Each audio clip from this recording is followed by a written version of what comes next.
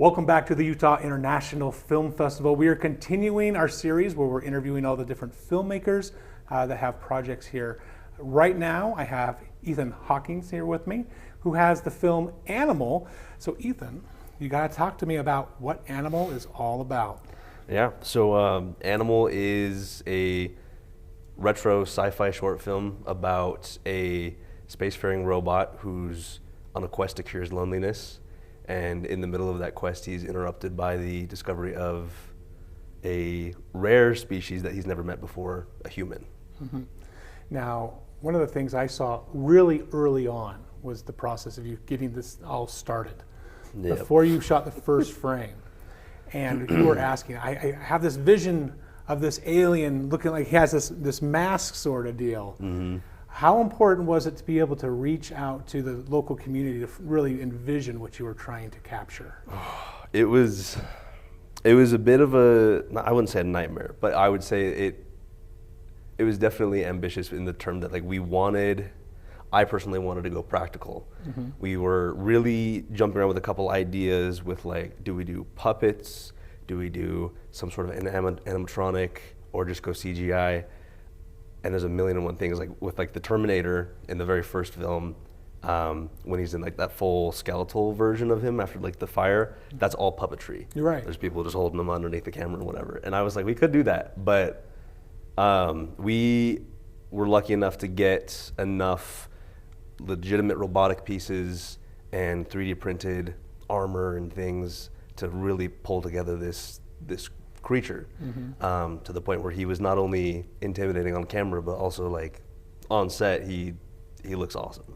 So. He really does look awesome. Now, what I really liked about Animal was the fact that you were able to make humans feel like an endangered species, because that they are, right, in the film. Mm. Where did the whole story kind of originate from?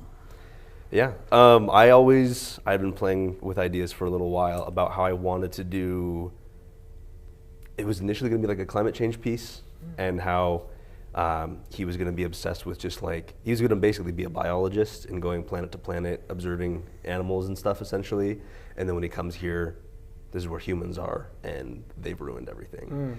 That changed a little bit in a lot of different drafts of the script, but I knew I wanted to have the main core of it be this first contact conversation between a highly intelligent creature and a human who has lost everything.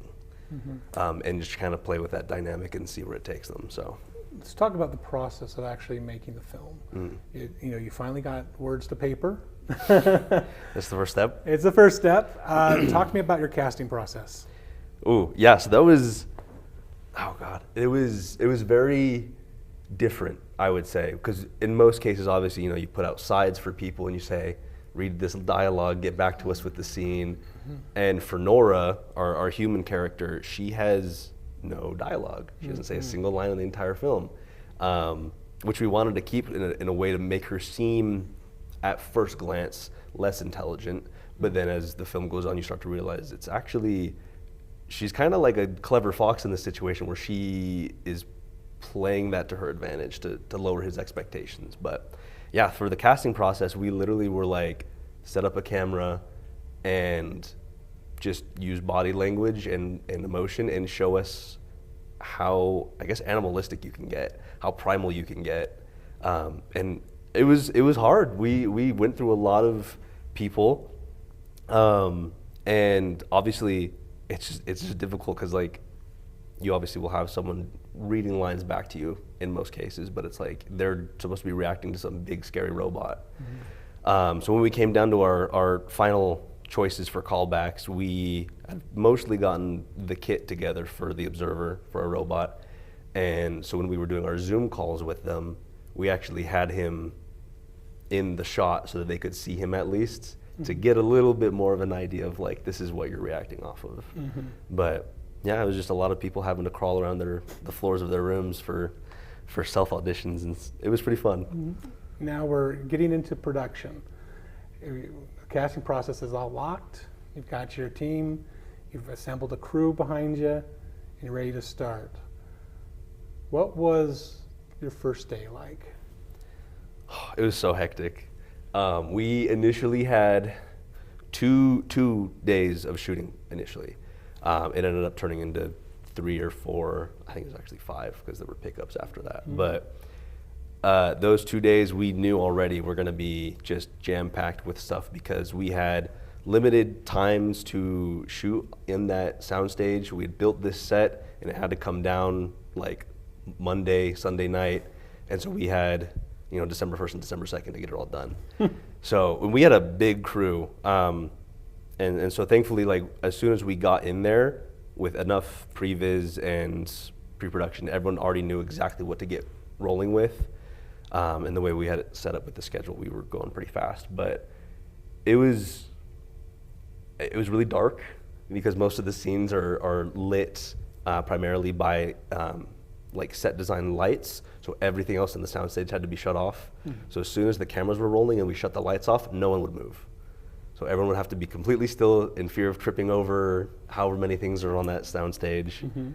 But it was an experience to be sure. And I really loved bringing our cast members on because they hadn't seen the set yet and having them actually see that we had built this entire interior of a ship for them to play around in. And they were just like, they were like kids in candy stores, and I loved it. So every film set has an amazing team that has to come together to make the film happen. And you really can't do it without anybody. Not a single person is allowed to be missed. But is there one person on that team that like goes above and beyond? And if you had to pick an MVP to say, this is the person who I have to have with me all the time, or I can't do what I want to do, who is that person for you?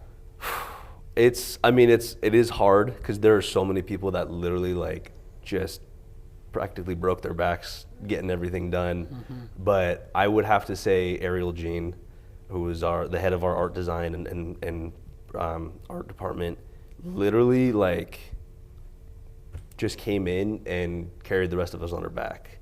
Obviously the rest of us have like the vision or the schedule and stuff, but she had the experience and the expertise and the work ethic to like pull everything together from a box of scraps and make it look like a high budget sci-fi.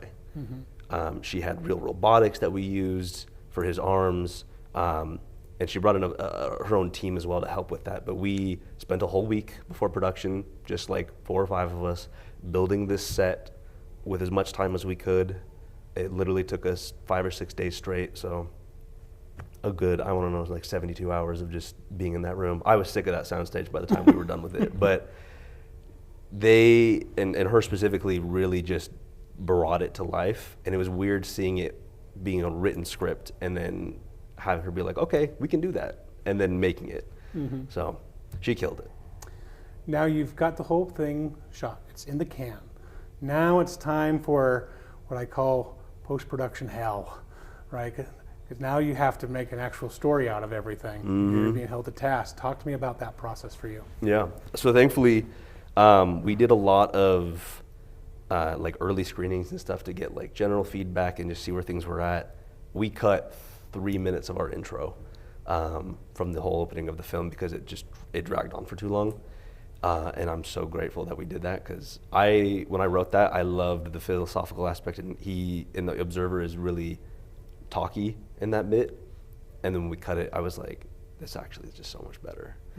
But yeah, throughout the post process, we were realizing we're like, we need just 1 or 2 more shots. And when I say we, I mean me. I'm a bit of a perfectionist when it comes to like the final cut of what the emotion is that we want to get across. And I was like, there's literally like just 1 or 2 super small reaction shots.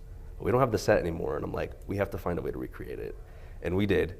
And we were able to blend it in there without anyone noticing, hopefully.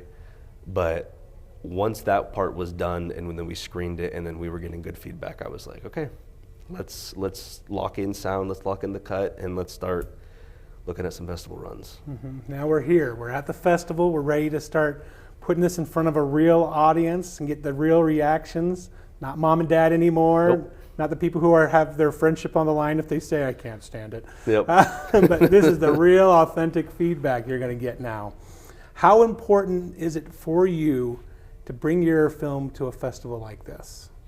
I think, this was I would have to say this was my biggest project to date. I like biggest too. Yeah. I like that word. It is. I would say it's our biggest project to date, and the goal is obviously to be more and more ambitious, as everyone wants to be. But like, we're really happy to get, you know, not only an official selection, but just to have people start to recognize the name and come up and talk to us about it and wanting to know more about the process and things like that. And it's really been gratifying because obviously everyone wants to be humble about their projects. You don't want to have too much of an ego, but it was weird having people be like, did you direct Animal? Did you write Animal? You did this. And I was like, who are you? I don't know you. Did you talk to my parents? Like, you have to, there's gotta be some secret going on. But it's really been a great like journey in realizing that the work we put in has been recognized and is being enjoyed. And it gives us a lot more confidence with future projects to really like just go for it. You are about to get to that phase where you can start working on future projects. Do you have something in mind that's coming down the pipeline? So we have 3 projects right now. So we have a production company that we're starting at the end of the month.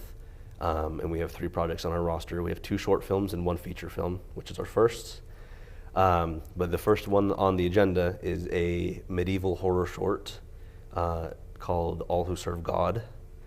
And the script is already done with it. My friend Camden Snow will be directing it. And then I will just be handing it off to him, and we're excited for it. It's set during the 100 Years' War between the English and the French, and all hell breaks loose, literally. Literally. So we're going to see demons popping out and everything? We may see something similar. Who knows? I can't reveal too much, but I'm excited to see what you've got going on. yeah, we're excited. Well, thank you so much, Ethan. I really appreciate you coming and chatting. Thank you. This is the first time we've actually had a set like this available to us during the festival. It's nice. Yeah, so we're going to take advantage of it. Absolutely. You gotta, bring in a bunch of people. Oh yeah, everybody's coming through. I think it's packed. We have filmmakers every 30 minutes at the festival. It's going to be so much fun. Speaking of, we got some more filmmakers coming, so keep watching.